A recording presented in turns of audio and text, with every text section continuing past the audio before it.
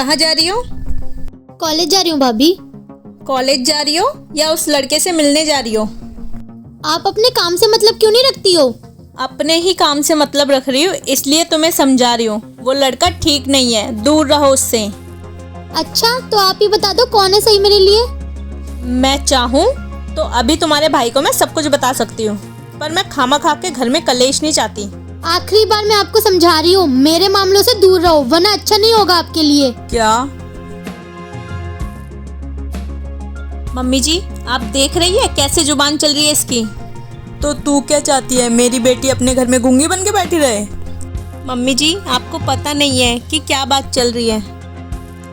ये पढ़ाई के बहाने बाहर जाती है और एक लड़के से मिल के आती है, और जब मैंने इससे पूछा तो मुझे ही उल्टा जवाब दे रही है।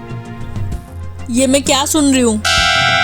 तू कॉलेज में पढ़ने जाती हो या आशिकी करने जाती हो? नहीं मम्मी, मेरा विश्वास करो, मेरा किसी से कोई लेना देना नहीं है।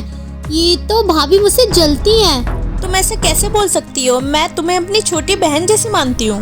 बहन माय फुट। तू सुन, आज से तेरा ना कॉलेज जाना बंद है। मुझे ना अपनी इज्जत सबसे प्यारी है। तुम्हें तो मैं देख लूंगी।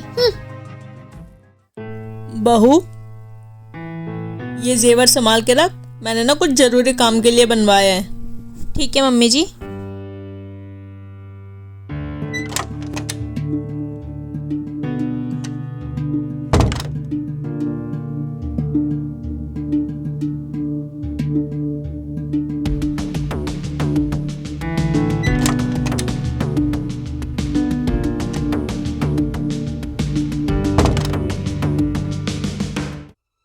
बहू, वो तुझे कल गहने दिए थे ना, वो दे मुझे।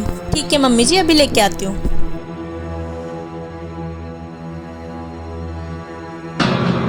अरे, गहने का बॉक्स कहाँ गया?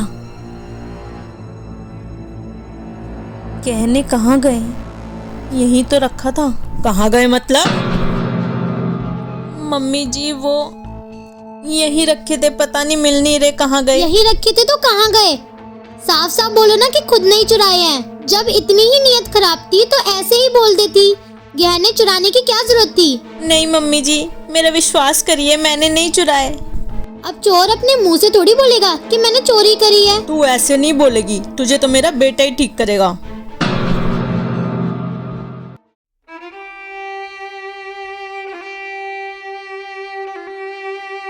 लगता है भैया ने कल रात को अच्छे से खातिरदारी करी है। कहा था ना मेरे रास्ते में मत आओ, देखा क्या हुआ, अब भुगतो। तुम्हारे घर वाले कभी नहीं मानेंगे हमारे रिश्ते के लिए। अब फैसला तुम्हें करना है। फैसला मुझे करना है, इसका क्या मतलब है? मैं तुम्हारे बिना नहीं रह सकती। तो फिर तुम मेरे साथ भाग चलो। नहीं नहीं, मम्मी को अपनी इज्जत बहुत प्यारी है। अगर मैं भाग गई तो वो मुझे जान से मार डालेंगी। अरे ये सब कहने की बातें होती है, शादी के बाद सब मान जाते हैं। अब देख लो, फैसला तुम्हें ही करना है। सपना, कौन है फोन पर? आपसे मतलब? सपना, एक बात हमेशा याद रखना, बेटियां माँ बाप का फक्र होती है। कुछ भी करना, पर कभी माँ बाप की इज्जत खराब मत करना।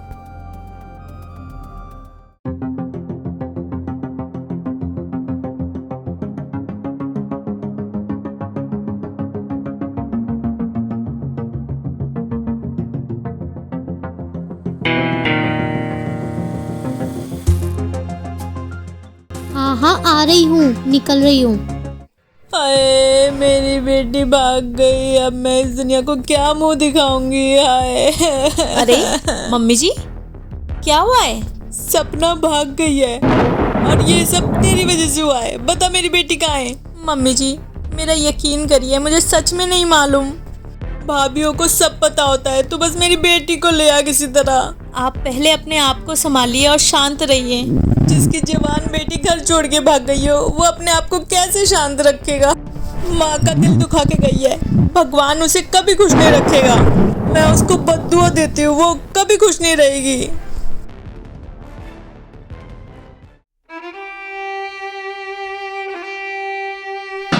अरे सपना, तुम? भाभी अंदर आ सकती हूँ? हाँ हाँ, आओ अंदर।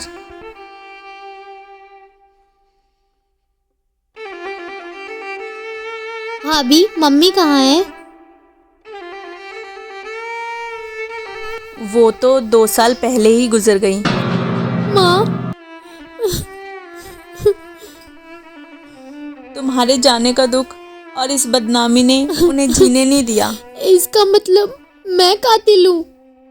मैंने ना सिर्फ उनके भरोसे का कत्ल किया, उनकी सांसें भी छीन ली। मैं यही डिजर्व करती हूँ। मतलब? घर से भाग के मैंने उसके साथ शादी तो कर ली, लेकिन उसने कभी मेरी इज्जत नहीं करी। वो मुझे मारता था, पीटता था, मैंने सब बर्दाश्त किया।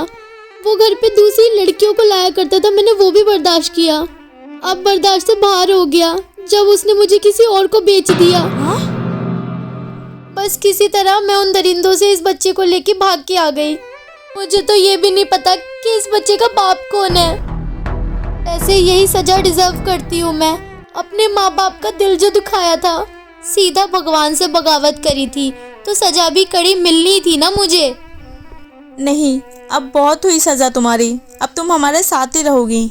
नहीं, मेरी सजा अभी बाकी है। जब मेरी सजा पूरी हो जाएगी तब आपको खुद ब खुद पता चल जाएगा। पर मुझे माफ कर देना भाभी।